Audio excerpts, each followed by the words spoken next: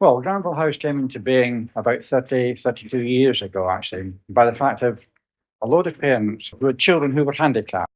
There was nothing at all in 30 years ago that the authorities would do for them. So to get help, the only way that they could do it was by banding together and getting self-help. Now, a little group formed and they had a meeting, and 12 months afterwards, they bought Granville House.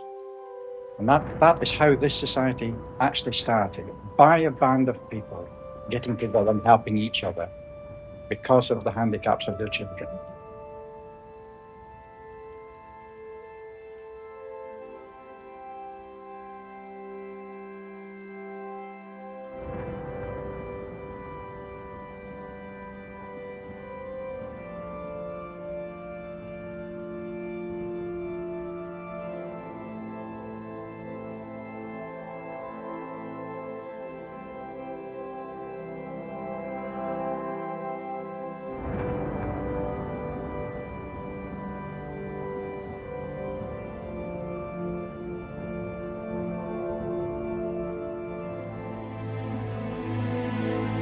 Our aim in the school is the same as any other school, and that is to bring out a child's full potential and prepare them for adult life, make them as independent as possible, able to communicate their needs, and generally to get the fullest out of life as possible, which is what every parent wants for every child.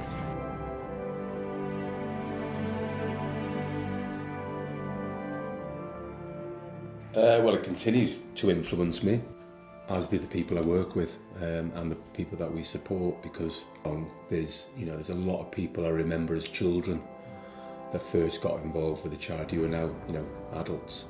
I always kind of warmed when I started at the charity. There was just something about the charity and something about this building. Wind the bobbin up, wind the bobbin up, pull, pull. Clap, clap, clap.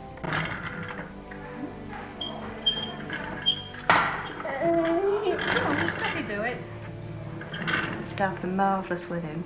In fact, they're the only people that's ever really got to know him as well as I do. So I know he's okay all day and don't have to worry at all while he's here. Because what was glaringly obvious to me was people weren't being given the same opportunities. Yeah. And I'm a firm believer that anybody can do anything, regardless of the activity. It just takes a bit of thought and a bit of creativity to allow people the opportunity to make things accessible to them.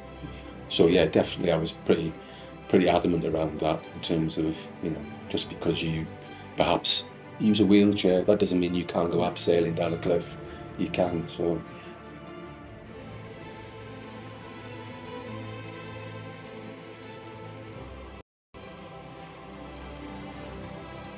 Say there's very little you can do for people as handicapped as that. Would you agree? No, definitely not. You've only got to look at them to realise that they are capable of enjoying, to a lesser or greater degree, the same things in life as a normal person. And we aim at stimulating them that way. And you see the delight on their faces, I suppose, and when they achieve the very modest target we set. That is a great thing. Where's that smile? Where's that smile? That's lovely. Hello. It is like coming into a friendly and homely atmosphere. You have so much liaison with parents, doctors, with social workers, with speech therapists. It's just one big family. Well, yes, plans have to be made. In fact, today we're going to take over a new building we're having built in Cheadle, 12-bedded residential home. That is the next logical step, obviously, because at Granville we have school, school centre, we have the day centre for the adults, and logically the next one is residential. That's the result of years of hard work and fundraising.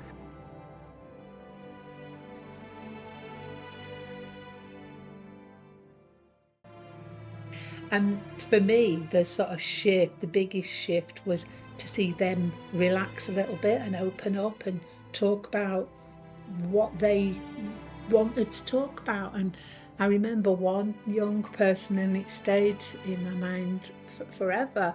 And she was sort of saying, well, you know, I'm not disabled, so it's really nothing to do with me, because, you know, I'm not going to have a disabled child or a child with a disability. And it was very much like, it was almost like disabilities over there, it will never ever affect me. So then we could talk about things like, you know, some people will you know, acquire a disability later on in life. And Paul would put people into situations like, you know, you're out with your mates and one of them gets knocked down, and as a result they're having to use a wheelchair, and it sort of brings it back to, well, actually, no, disability isn't over there. It can be part of your life, and you could have a child born with a disability, or a member of your family, you know, that becomes that sort of acquires a disability. And it's very much sort of seeing the penny drop, like, oh yeah,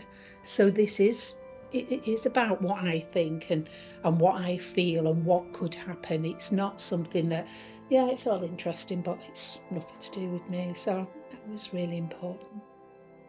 When I arrived, the school was closing, and the school occupied quite a lot of the ground floor, the Granville House. That created a problem, but also an opportunity. That we had this space, and we talked about what could we use this extra space, and if so, how. And we were also very keen that the people who got there, whatever their limited communication and abilities, we wanted them to be a part of this program. So we decided they were members. It gave them a level of respect, I hope that they didn't necessarily have before. And we would have, or Kristen Mavis would run group meetings, I think every week, to plan the activities of the week to come and take into account how people were getting on, what their interests were.